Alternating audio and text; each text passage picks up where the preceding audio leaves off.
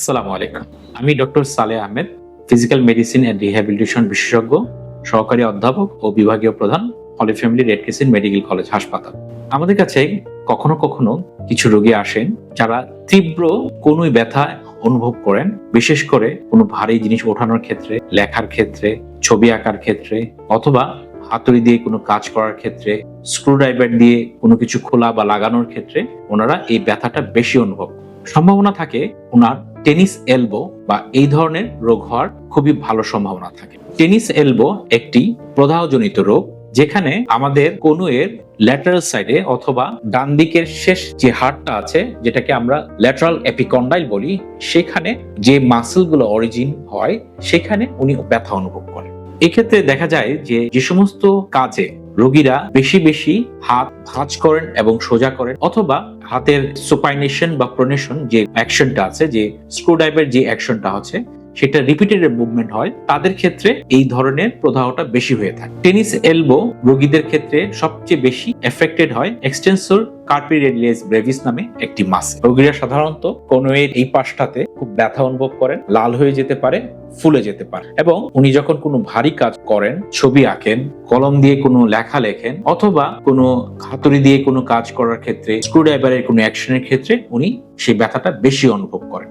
Tennis elbow রোগটা যদি অল্প মাত্রায় হয় তাহলে সেটা বাসায় চিকিৎসা করা সম্ভব।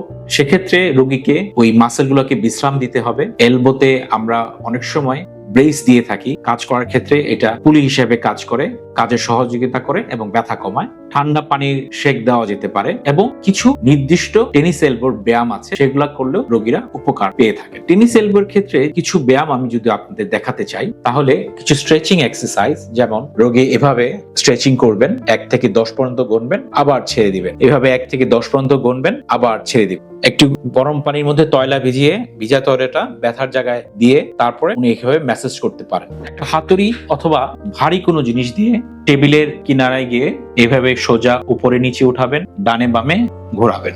আরো অনেকগুলো ব্যায়াম আছে। একটা রাবার ব্যান্ড হাতে পেঁচিয়ে এভাবে খুলবেন এবং বন্ধ করবেন। এই ব্যায়ামগুলা 10 বার করে সকালে, দুপুরে, রাতে করতে পারেন। এছাড়াও ব্যথানাশক ঔষধ, মাসেল রিল্যাক্সেন, এই ধরনের ওষুধ ডাক্তাররা প্রেসক্রাইব করে থাকেন। ব্যথানাশকের ক্ষেত্রে প্যারাসিটামল, এনএসাইড, এই ধরনের ওষুধ খাওয়া যেতে পারে। কিছু ফিজিক্যাল থেরাপি দিলে রোগীরা অনেক সময় উপকার পায়, যেমন আল্ট্রাসাউন্ড থেরাপি, শকওয়েভ থেরাপি। এই ধরনের থেরাপিগুলো দিলে রোগীরা আরাম পান, অনেক ক্ষেত্রে রোগ ভালো হয়ে যায়। এরপরও যদি রোগ ভালো না হয়ে থাকে, সেক্ষেত্রে ডাক্তাররা স্টেরয়েড ইনজেকশন, অথবা এখন আধুনিক সময়ে আমরা পিআরপি বা প্লাটলেট রিচ প্লাজমা ব্যবহার করছি, যা ইনজেকশনের মাধ্যমে ওই মাসেলের গোড়ায় আমরা দিয়ে দিই, তাহলে রোগীরা আরাম পান এবং রোগের প্রকোপ কমে যায়, রোগ ভালো হয়ে যায়। এরপরেও যদি ভালো না হয়, সেক্ষেত্রে আমরা সার্জারি করতে পারি। সাধারণত সার্জারি 90% ক্ষেত্রেই সফল হয়। টেনিস এলবো রোগটি যদি দীর্ঘ সময় থাকে এবং সঠিকভাবে চিকিৎসা না হয়, ডাক্তারের পরামর্শ না হয়, তাহলে সেটা একটি দীর্ঘমেয়াদী সমস্যা তৈরি করতে পারে। তাই অল্প থাকা অবস্থায় টেনিস এলবো রোগটাকে অবহেলা না করে আপনি নিকটস্থ ডাক্তারের পরামর্শ নিন, আমাদের সহযোগিতা নিতে পারেন। ফিজিক্যাল মেডিসিনের ডক্টররা সবাই এর চিকিৎসা দিচ্ছেন এবং আলহামদুলিল্লাহ সবাই ভালো আছে। সবাই ভালো থাকবেন, সুস্থ থাকবেন।